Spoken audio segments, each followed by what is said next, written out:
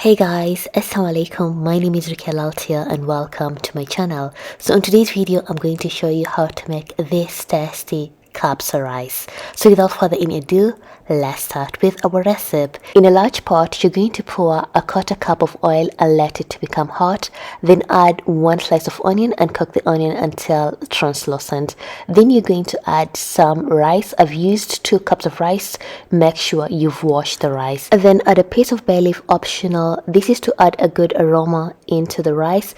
Then add 1 tablespoon of garlic paste, 1 teaspoon of curry powder, salt to taste, and stir everything well. Then you're going to add half a teaspoon of turmeric powder, give it a mix. Then you're going to pour 3 cups of water. Because I've used 2 cups of rice, it's going to depend on your rice, but personally when I use 2 cups of rice, then I'm going to add 3 cups of water.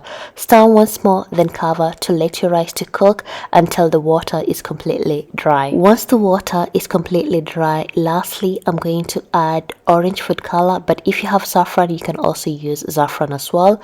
Pour a bit, then cover and let the rice to cook once more until it's completely dry, like for at least 10 minutes. And after 10 minutes, our rice is nicely cooked and we have this bright yellow color that we want.